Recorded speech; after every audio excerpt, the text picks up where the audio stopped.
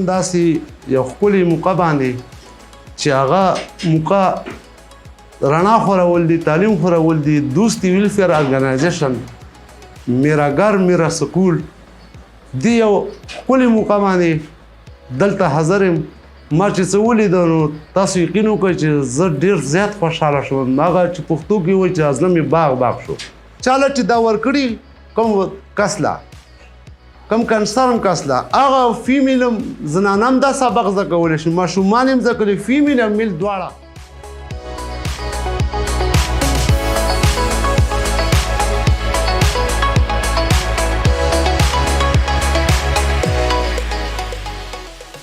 پاکستان کې لاک ډاون دی، تاسو وګورئ ماشومان محروم شوي دي د تعلیم نه. اوس چې دا کوم پروګرام دوی راوړی نو زه امید لرم چې انشاءالله دا کوم ماشومانو نه دا میاشت دوه درې چې ضایع شوې ده بورډ دا کوم بورډونه یې چې ورکړه دا کورونو دپاره نو دا یو بهترین اقدام دی.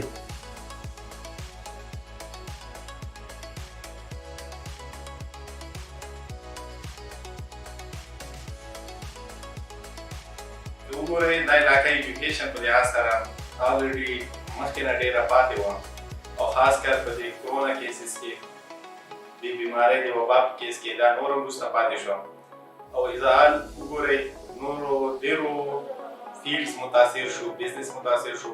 خو که وګورئ پوره پاکستان کې ایجوکیشن ډېر زیات متاثره شو او په دې طرف ته اوسه پورې په دې علاقه کې چا هېڅ توجه نه ورکړې، خاص کر ډېر ماشومان چې دا کېږي روان کېږي دا متاثره شو او تقریبا 4-5 میاشتو نه دا د ایجوکیشن پروسس یې بند دی.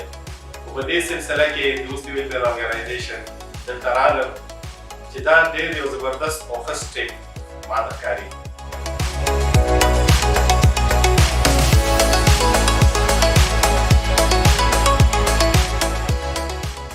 आज हमारे लिए बहुत ही खुशी की बात है कि दोस्ती वेलफेयर ऑर्गेनाइजेशन उन्होंने इतनी दूर से तकरीबन 40 किलोमीटर का वो फासला तय करके डिस्ट्रिक्ट खैबर तक पहुँचे और तक उन्होंने तकरीबन 37 अदद वो वाइट बोर्ड वो प्रोवाइड की यहाँ पर और बहुत ही खूबसूरत तरीके से उनकी डिस्ट्रीब्यूशन हो गई.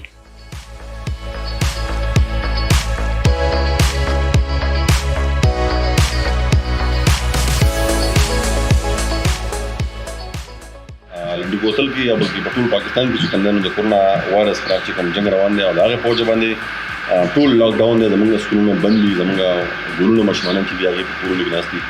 نو اولنی میسج به زما دی چې زموږ هغه بچي زموږ هغه ماشومانان چې هغې په کورونو کې ناست وي هغه دې پراپرلی چې کمدانو د خپل ټیچرانو سره پراکتیک وسیږي او کوم چې د هغو هومورک دی هغه هومورک دی هغه کنټیکچولي چې کمدانو کنټینیو کړي او دویمه چې کوم وایټ بورډز دې زموږ د ویلفیر ډسټریبیوټ کړل په مختلف پیرنټس باندې نو دغه پیرنټس ته دا درخواست دی چې دا پیرنټس بار چې کمدانو په دغه وایټ بورډونو باندې خپلو ماشومانانو سره چې کمدانو په هغې کې هغه انګیج کوي، هومورک دې پې لیکي، سبق دې پې لیکي، د هغو نه دې پې ټسټونه اخلي، بار چې کمدانو دغه اکټیویټي دې جاري ساتي. نو کم چې کم هغه ماشوم په ذهن کې به دا خبره وي چې هغه ته به دا احساس نه کېږي چې یاره زما سکول یا بند دی یا زما چې کمدانو سبق مې قضا شو.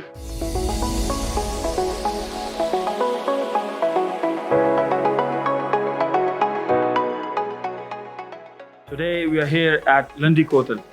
The district is Khyber agency. We distributed about 37 whiteboards. We had 11 volunteers working with us. The 37 whiteboard distributed will benefit about 103 people. Out of those 103 people, most of the people will receive the whiteboards at home. Nobody has ever helped them before. This is one of the worst hit areas of terrorism. The people in here love education, but they never had any means to fulfill their dreams.